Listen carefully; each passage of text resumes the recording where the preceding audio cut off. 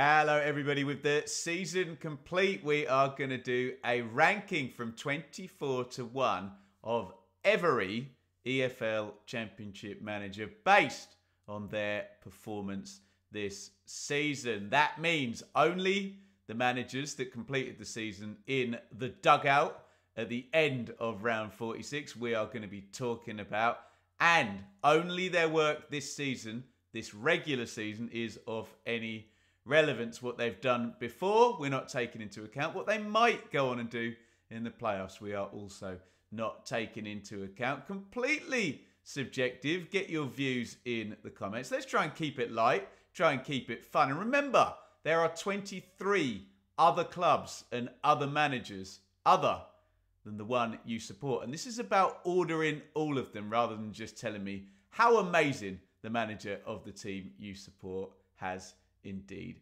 done. Let's get into it right now. One other thing to remember is the Championship is brutal, and the majority of managers that did a bad job this season are gone. So if your argument is he did a good job, most people on this list actually did do a good job, hence they're still here.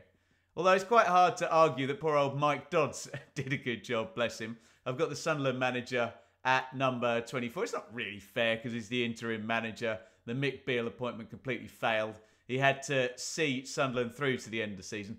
Didn't do a very good job. And you can see there we've put up the points per game and the position climb or fall. That is not the position the club finished, before anyone misguidedly questions me on that in the comments. Mike Dodds bottom for both of those. So he is number 24 on the list. Sunderland will no doubt be appointing a new manager, a real manager, a permanent manager very soon. Number 23, we said most managers who survived the season actually did a good job. Andre Brighton-Writer didn't, did he? He dropped Huddersfield down 3 spots into the relegation zone, only 0.79 points per game. Did not work. Yes, plenty of chaos. Warnock started, then Darren Moore, and then Brighton-Writer. Not completely his fault, but can we argue he did a better job than all the other managers we're about to talk about? No, we can't really. In 22nd, I mean, we can mention Steve Evans. He's only been in charge for 3 games, so it's a little bit of a, a pointless one. But we've got to do all 24. Did actually score 4 points across the 3 games, so the points per game is not terrible at all. But his work begins now for next season in League One with Rotherham. Same thing really for Tom Cleverley, although he did get a run as interim manager. And yeah, I guess I've included Mike Dodds as an interim manager. In terms of actual games in charge, only 2 games in charge. Got himself 3 points and 1.5 points per game. And again, the job begins at Watford properly with no parachute payments next season. In 20th, this one might split opinion because some people will argue that Gary Rowett took Birmingham down. And I guess that's objective fact. He was in the dugout when they went down. But I don't think he did masses wrong, Rowett. He took 8 games and he got 11 points. 1.38 on the points per game. Generally, that would be enough down at the bottom there. Not this season. I think Birmingham went down with 50 points. So, look, I will, as I say, accept any argument here because it is subjective. If you want to turn around and say, yep, he took him down, Ben, he didn't do enough, I can't really argue with that. But I'm not sure, given he was the 4th manager in charge at Blues this season, it's entirely his fault and he could have done too much more. Of course, he could have scored 1 point more, but you take what I'm saying. Let me know where you would have Rowett. Interestingly, there you go. There's the incestuous world of the Championship. We've got John Eustace, who had Gary Rowett's post at the start of the season, and then Blackburn survive above Birmingham at the end of the season. If you look, John Eustace's points per game is actually lower than Gary Rowett's. He had a fair few more games as well, didn't he? How many did he do? Eustace, 17 games in charge. He did have Sammy Smodics, didn't he? But he finished above the line. And if we compare and say directly to Gary Rowett finished below the line. So although It was pretty tense and dropped down one position in his tenure there. If the job was to keep Blackburn up, with or without the division top scorer, Eustace did it, and I've got him 19th. And I've got Neil Dewsnip 18th. Again, it's only a short-term fix here. 6 games, did actually get 10 points, Dewsnip. Plymouth got 3 wins in those 6 games, so they did get the short-term bounce. Obviously, you can argue Dewsnip didn't have a great season because he lost Stephen Schumacher. That wasn't his fault necessarily, but he's reflected on a poor hire of Ian Foster there and stepped into the breach to keep Plymouth out of relegation danger on the final day. Again, a new manager's going to be coming in there next season. There is Luke Williams of Swansea. We got him 17th. Didn't look like it was going so well when he came in at Swansea. I think, was it New Year? Let me see how many games Williams did. He did 20 games, so yeah, just under half a season. I think he had a nice little run towards the end of the season to push them in the right direction and away from trouble. 1.25 on the points per game. Meh, not great. They were in the same position as, finished in the same position as they started under Luke Williams. So, okay, all right start, feet under the table, improve next season, I'm sure the Swansea fans will be hoping. In 16th, now I thought Liam Manning was going to be up higher, but when I looked at the numbers, I'm struggling to get him above the people I'm about to speak about. Again, like Williams at Swansea, same position when he took over as when he finished. Points per game is not amazing, I have to say. I know there's other intangibles. You know, he had to go in and change the style a bit and, you know, set his tone, and he had a transfer window. So there is all of that nuance. But, yeah, you know, we'll judge him next season, I think, and we'll leave him there in 16th. 15th, we've got Stephen Schumacher, who I think we can say did a good job. Went into Stoke. There was a job to do there. Get them away from the bottom. Took them up 2 positions. In fact, Schumacher, he had 24 games, so he did have over half a season to do it. 1.38 on the points per game. Decent. Yes, we can always talk about the fact that Stoke, you know, it's kind of underachieved perpetually, don't they? They seem to have decent budget, good players, and never manage to ever get in the top half, do they? I don't think. So, again, we'll keep an eye on Stoke throughout the summer. I'm sure we'll get optimistic again, and hopefully for the Stoke fans, they can finally get moving, which they've never managed to do in the Championship. This is strange. I've got Mark Robbins at 14th. Normally when we talk about rankings and Championship managers et al., Mark Robbins is right up the top. And I guess he's just a victim of the massively high standards he set. They did get to the FA Cup semi-final and a penalty shootout, of course. But they were a playoff team last season. Yeah, okay, they lost Gyökeres and Hamer. Good investment. Though it's not like they took out the 2 best players and then didn't replace them. And they weren't as good as they were last season. It's binary. It's maybe a little bit harsh. But as I said at the top of the video, we're not judging the amazing job Mark Robbins did up to this season. We're just judging this season. And I think Coventry will expect a playoff challenge next season after, where were they, 9th place this season. Same deal, really, for Michael Carrick, isn't it? They were in the playoffs with Coventry last season, and I have to say, cold light of day, Middlesbrough weren't as good as they were last season. Yes, again, they lost players, replaced them. Yeah, not necessarily the quality they had last season, so you can make that argument. But, for God's sake, I had him in the top 2 in my pre-season predictions. I thought Carrick was going to sweep all before him, so I've got to have him in 13th there. There is Ryan Lowe, who, and I kind of have a lot of empathy for Preston, because I remember watching Ipswich when Marcus Evans was the owner, and they never managed to sell any players for any money, and, you know, every year 3 teams got relegated from the Premier League, and, you know, it felt like you were kind of stuck in purgatory in the Championship, and you're just trying to churn out that one good season maybe, or 3 or 4 in a row of selling players to kind of compete financially. And I think Preston finishing 10th, it's a decent job that, isn't it? Given who they're up against, what they're up against, and, you know, the kind of recent history of the club. So we're in my top half now, and that's where I've got Ryan Lowe. Ariel Ballou, you can see their position, +9. Only one manager jumped up more places than Ariel Ballou did at Cardiff. I think, and we are into now every single one of these managers now going into the top half, the top 10 we're about to go into. I can say, yeah, they did a good job. Cardiff, remember, were under embargo at the start of the season, and he's made them competitive. They're out of embargo. I think he's superseded expectations. So, yeah, well played, Ariel Ballou at Cardiff. See what he does next season. This will be an interesting one. I'm sure some people will want Liam Rosenior higher. I've got him at 10th. Yes, you can see he did jump Hull up 8 places, which is great.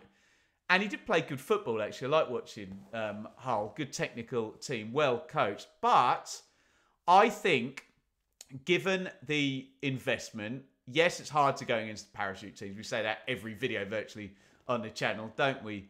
But I think it was, if he gets in the playoffs, tick. And if he doesn't get in the playoffs, kind of a bit of a cross or a thumbs in the middle type thing for Rossini. Yeah, you could argue, okay, stepping stone, playoffs next season. That would be a reasonable argument. But for the purposes of this, can we have him above any of the people I'm about to talk about? I think the answer is no. Hence why I've got Liam Rosenior at 10. David Wagner. This is such an interesting one with Wagner at Norwich. They are a year 2 parachute team. They have finished in the playoffs. So you would say, given what I just said about Rosenior, that is a tick in the box. A lot of my Norwich mates still aren't having him. He could well have got sacked in November. It looked completely toxic, didn't it, in that home game against Blackburn, where they were easily beaten at Carrow Road. But he's in the playoffs, so it has to be a kind of a thumb up. If he wins the playoffs, I know that's not the point of the video, we're judging the regular season, then job done. Great job done. Yes, Norwich have some really good players, Rowe, Sargent, Signs, Sarah. So, yeah, kind of about par, but a lot of the Norwich fans still aren't having him. At number 8, all the Millwall fans are having Neil Harris. Look at that, points per game.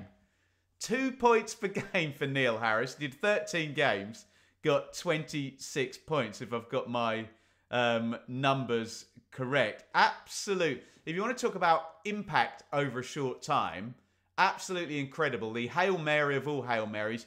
Yes, I suppose you could argue he didn't have to acclimatise to the club. He knew him better than anybody. But hey, it's not his fault. He had a job to do. He did it absolutely brilliant. Look, up 8 positions as well. It's only the short-term nature of Harris's amazing job that he's done to keep Millwall miles away from trouble in the end. That means I can't have him higher than the people we're about to speak about. But as I say, we are very much into the territory of everybody here has done a decent job, arguably. Does that seem a bit harsh? Russ Martin, 7th. As I say, I think there are 6 managers who've done a better job than Martin. Yes, 4th place in the division, 87 points. If you kind of take it just as that, you know, fair play. It's a great points total. And in a season where we got ridiculous totals of 90 and 96 and 97 above Russ Martin. But he had a squad to die for, didn't he? Some amazing players and depth in that Southampton squad. And you know the deal here. If you're one of the 3 relegated Year 1 parachute teams and you don't finish in the top 3, okay, he's 4th, and it was a difficult, very difficult battle. I don't know. In a very binary, harsh light, it kind of seems like, okay, you're 1 place lower than you probably should have been. And I'm afraid that's the deal with the financial inequality in the Championship at the moment. So, harsh or not, I've got Russ Martin as 7th place. Yes, good job, but you know what the objective was, and maybe Southampton didn't make it this season. 6th, Carlos Corberon. Do I think it is harder to get West Brom in the playoffs than Southampton finished 4th? Yes, I do, hence why I've got Corberan there. I thought West Brom might have a bit of a horror season, and thankfully they got stuff sorted off the pitch. But if this guy hadn't have hung around, who knows how it could have gone. Parachute payments run out, loans taken out against them, real problems off the pitch, and Corberan has got them into the playoffs. Really, really good job, that, I would say. We can't have him any higher than that, in my humble opinion. But yeah, fair play. And again, it's not to do with what happens from here on out. But my God, if he takes them up through the playoffs, what a job that would be. This is difficult. It's so difficult with these parachute teams, isn't it? Because you think they've got such an advantage that almost if they don't go up, you can't have them. You know, I don't have Daniel Farke there in my top 4 managers. I've got him 5th. He scored 90 points. He had a load of sorting out to do at the start of the season. He did it really well. Amazing form, amazing run from sort of New Year through. I think they won like 13 in 14. And if they'd kept that up, we would be sat here and Daniel Farke might be number 1 in this list. But it's Leeds. They're a big club. They've got a huge fan base, big commercials, good numbers, good finances, parachute payments, great squad. We have to judge them by a very high standard. And they only missed out. Still could have done it on the last day of the season. Still could do it, but we're not talking about that. So I can't have Daniel Farke any higher. He's done a really decent job. Wrong place, wrong time to not get promoted with 90 points. But I guess the argument is the 4 managers I'm about to speak about, I think what they've done is more significant than what Daniel Farke has done. And that is the deal on this video. And I will say before we go to these final 4, you could probably make an argument for any of these final 4 to be number 1, given what their objective expectations were and what they ultimately achieved. That'll get some blowback, won't it? He won the title, Enzo Maresca, and I've got him 4th. So, yeah, he did a great job. He got 97 points. Could have got 100 if he hadn't lost on the final day. And what I think he did really well is got his ideas across and changed the playing style and made it very definitive. We just can't argue that Leicester have been massively successful, scoring 97 points, winning the title, and had a very definitive, well-coached style. But the reason why I've got other people ahead of Enzo Maresca is, yes, he had if I say Southampton had a squad to die for, whatever, you do any better than to die for, but just incredible talent compared to probably 21 of the other teams in the Championship. And it's not Maresca's fault. There will be the cloud about the breach and the lack of punishment because of EFL and Premier League not being in line. And yeah, see what deduction they get next season and see where that would have left Leicester this season. But we're very much getting into nitpicking here. He won the title with a great brand of football. I don't know what else he's meant to do, but I do think these next 3 guys did something more significant with the job they had to do. And one of those people is Marti Cifuentes, who took QPR from just being completely doomed in the bottom 3. How many games did he have, Cifuentes? He had 32 games and scored 48 points at 1.5 points per game. Took them up 5 places as well. And believe me, climbing from where QPR were to where they finished, they could so easily have got relegated quite comprehensively. And he just completely turned it on its head, turned it around. Brilliant job from where he started to where they ended up, and finishing in absolute style, you know, beating Leeds handily and winning at Coventry on the last day. Brilliant job by Cifuentes. And there seems a very direct comparison with Danny Roll and Cifuentes. And I've got Danny Roll just 1 ahead of Cifuentes. They're right neck and neck. The reason I've got Roll higher than Cifuentes is probably QPR were in slightly less of a mess than Sheffield Wednesday, who had come up from League One. Terrible summer. Awful start. They had no wins in their first 11 games. Yes, Danny Roll did score more points, but he had 3 more games. He scored 50 points in his 35 games. So basically, Danny Roll did survival by getting the 50 points. And Birmingham went down with 5th. But with basically an 11-game handicap.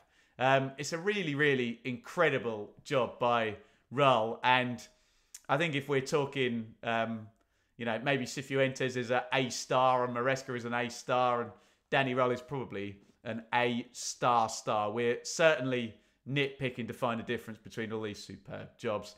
And you will realise one person left, and it's fairly inarguable. I'm sure I'll have people say, oh, Ben, you're an Ipswich fan. That's why you've put Kieran McKenna at number 1. If you're saying that, honestly, you're a bit of an idiot. Just objectively, how can you question this ridiculous achievement?